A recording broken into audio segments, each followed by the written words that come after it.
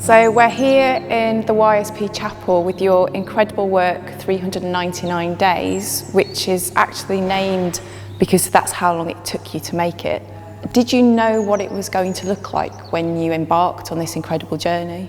I didn't have a complete picture of what it would look like. At the start, I knew I wanted to make something tall enough that it would dissolve, and I wanted to try and create a sense of nothingness, which is obviously impossible. So I thought to do that by trying to create or make as much of everything as I could to hopefully create a tipping point where everything sort of dissolved into a sense of nothingness. So each piece is handmade with porcelain, which Yes. is a material that you've worked with for quite a number of years. Yes.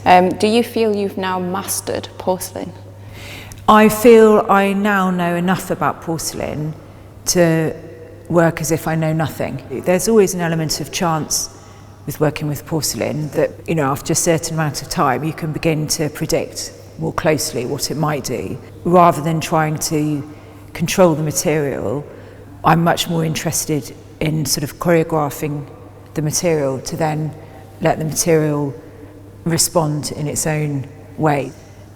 And there are particular motifs that repeat, aren't there? So there is especially the legs that appear to be dancing or in movement. Well, central to my work are ideas on transformation, movement and change. The limbs obviously denote movement. They're recognisable as feet. And I think when you're viewing something, you need hooks as your way in of something that's known to then explore things that you're less certain of or things that are more abstract. And to be able to abstract the body, you have to have a knowledge of the whole. So whilst there's the limb, the whole body comes with the limb. And there's also the rose, which appears on quite a lot of the panels as well, and in other works of yours.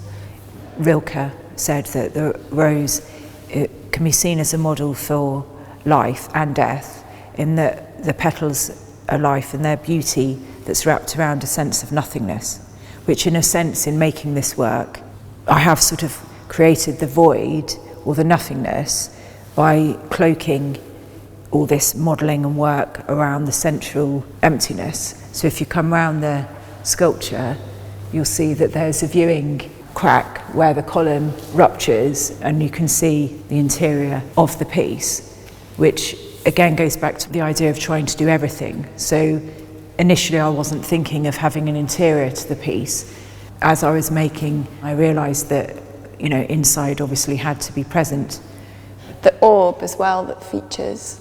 Yeah, that's got lots of sort of meaning, from like an egg or the world or the moon or the ball of movement. I'm really drawn to roll in the vestry here, which to me looks like it was always meant to be in this place. This piece works beautifully in the space, in the chapel as a whole, with this sense of life and death that comes with the chapel, and the form of the plinth of this work is reminiscent of a sarcophagus. So, and the splits and ruptures, which come from sort of decay and decomposition, but equally are to do with the splitting of life and birth and renewal. Rachel, I'm really excited that our visitors will be the first people to see these in an exhibition. So these were made last year? Yep, during lockdown I made a series of these wall works that are sort of formed almost like a vine.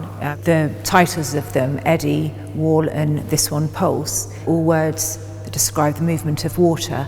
And they look to me almost as though they're bubbling from the surface of the building itself, as though there could be some kind of rhizome beneath the plaster that's emerging and growing through. And we're showing a number of drawings in the balcony space of the chapel from the Ovid in Exile series. My drawings are separate to the sculptures, although there's obviously an overlap in what I'm looking at, the sense of movement and creating forms, sort of dissolve of form and emergence of form, which is echoed in sort of how I draw, of drawing and then rotating the paper Okay, so And you're then- actually moving. Yeah, as I move the paper around as I'm drawing, and then rubbing out some of the forms, and then sort of looking through the marks that are made and making new forms from that, and removing others. So it's that idea of adding and then subtracting, which is this sort of similar thing when you're making sculpture, the form and then removing of form. And there's such expression in their feet. I mean, they to me look like dancers' feet. Yes, I am really interested in dance and through movement and watching, especially contemporary dance, of how sort of bodies can merge and fuse and new forms are created through movement.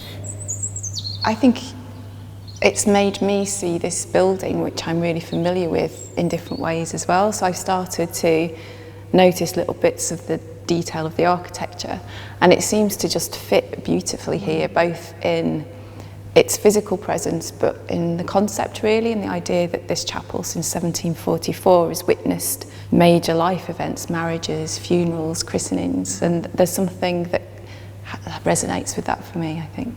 I think it really does look beautiful in here, and it does pick up the sort of the architecture of the work with the tiles, and that almost forming a grid is also echoed in the windows and in the wood panelling of the chapel. Here it will be appreciated by tens of thousands of people, and they're each going to interpret it differently and have their own opinion of it, and that's incredibly generous as an artist. That's to put that out there for people to have that unique experience.